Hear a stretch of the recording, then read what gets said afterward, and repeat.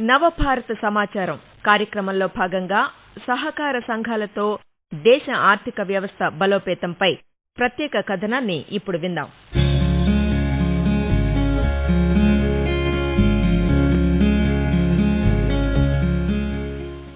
దేశాన్ని వికసిత భారతంగా తీర్చిదిద్దే ప్రక్రియలో సామాన్యులకు భాగస్వామ్యం ఉండాలి. ప్రతి కుటుంబ శ్రేయస్సుతో దేశం అభివృద్ధి చెందాలి.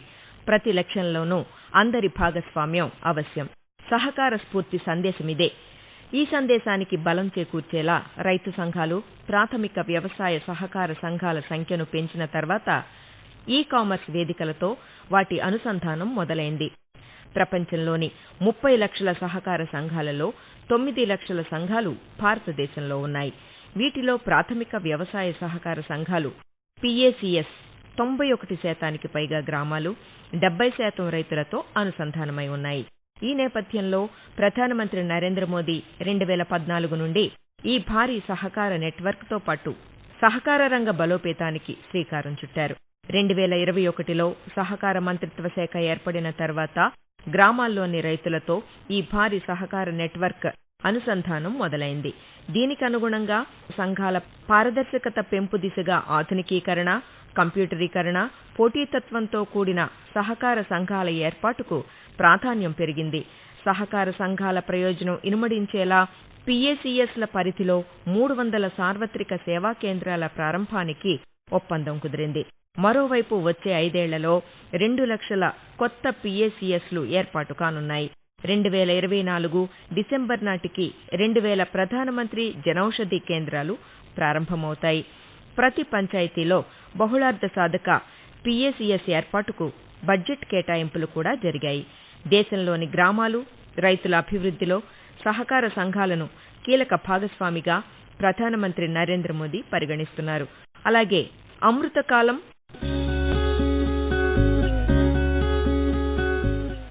రాజకీయాలతో నిమిత్తం లేకుండా సామాజిక, జాతీయ విధానాల అమలుకు సహకార సంఘాలు వాహకాలు కావాలని ప్రధానమంత్రి స్పష్టం చేశారు.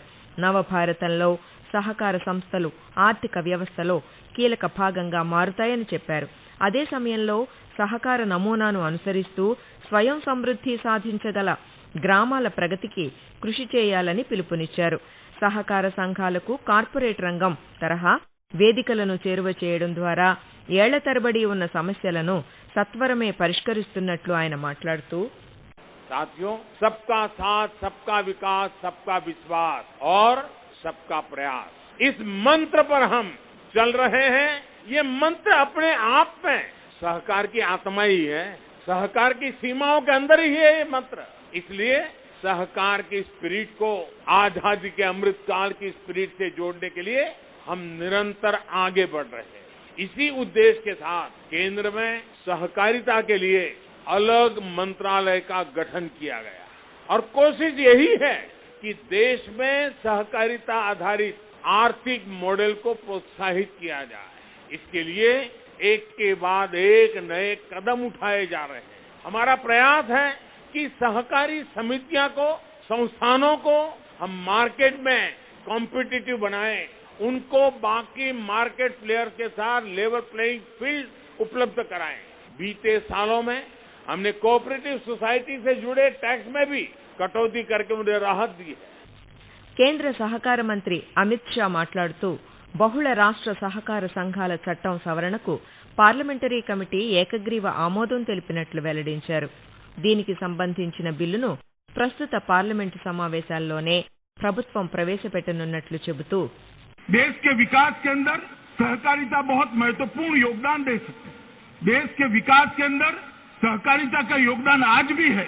देश के करोड़ों किसान, वंचित, पिछड़े, दलित, गरीब, उपेक्षित महिलाएं, उनको विकास का मार्ग केवल और केवल सहकारिता के माध्यम से ही प्रशस्त हो सकता है और कोई मार्ग नहीं है. कई लोग सहकारिता की प्रासंगिकता पर सवाल उठाते. उनको लगता है कि सहकारिता आंदोलन इरिलेवेंट हो गया है.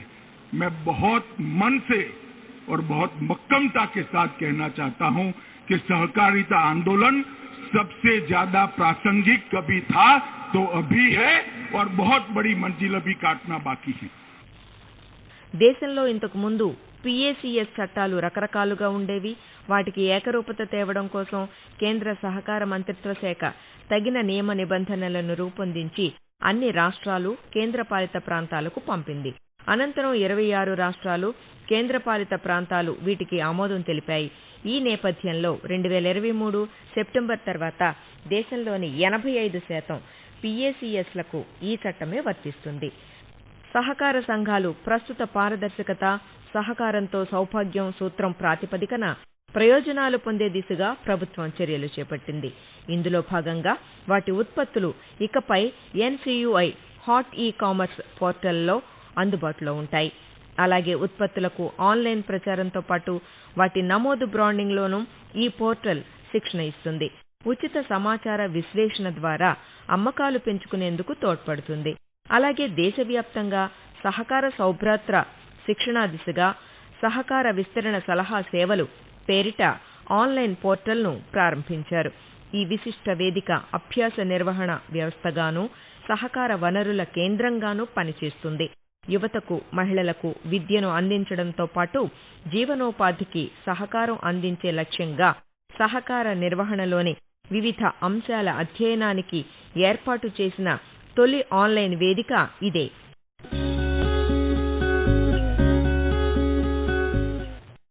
దేశంలోని కోట్లాది రైతుల ఖాతాల్లో కిసాన్ సమ్మాన్ కింద 4 ఏళ్లలో 2,50,000 కోట్ల రూపాయలు జమ అయ్యాయి. 2004కు ముందు 5 ఏళ్లలో వ్యవసాయ బడ్జెట్ 90,000 కోట్ల రూపాయల కన్నా తక్కువగా ఉంది.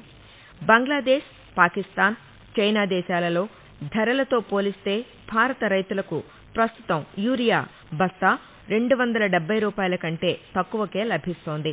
గత 9 ఏళ్లలో కేవలం ఎరువుల కోసమే 10 లక్షల కోట్ల రూపాయలకు పైగా ఖర్చు చేశారు. 9 ఏళ్లుగా రైతులకు కనీస మద్దతు ధర ఎంఎస్పీ పెరుగుతోంది. తద్వారా 15 లక్షల కోట్ల రూపాయలకు పైగా వారికి అందింది. ఈ మేరకు రైతుకు ప్రభుత్వం నుంచి ఏటా సగటున 50,000 రూపాయల దాకా ఏదో ఒక రూపంలో అందుతోంది. ప్రభుత్వం ఇటీవల రైతుల కోసం 3,70,000 కోట్ల రూపాయల ప్యాకేజీని ప్రకటించింది. అలాగే చెరకు క్వింటాల్ ధరను 315 రూపాయలకు పెంచింది. ప్రధానమంత్రి నరేంద్ర మోదీ సహకార సంఘాలకు పలు అంశాలపై సూచనలు చేశారు. సహకార సంఘాలు ఆయా జిల్లాల్లోని 5 గ్రామాల్లో రసాయన రహిత వ్యవసాయం చేయాలని సూచించారు.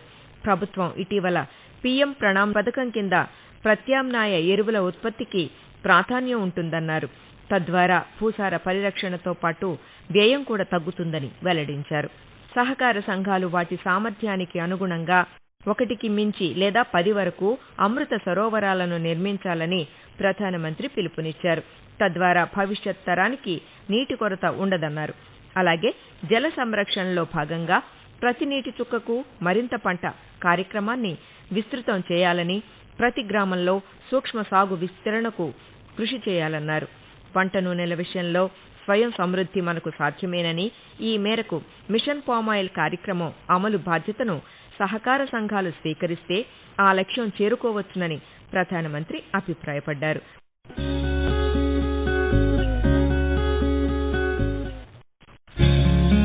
నవభారత సమాచారం కార్యక్రమంలో భాగంగా సహకార సంఘాలతో దేశ ఆర్థిక వ్యవస్థ బలోపేతంపై ప్రత్యేక కథనాన్ని ఇప్పటి వరకు విన్నాం. రచన కె ప్రమీల రాణి, వ్యాఖ్యానం బందెల జయలక్ష్మి, సాంకేతిక సహకారం టి బాలమురళీ కృష్ణ, సమర్పణ ప్రాంతీయ వార్తా విభాగం, ఆకాశవాణి విజయవాడ కేంద్రం.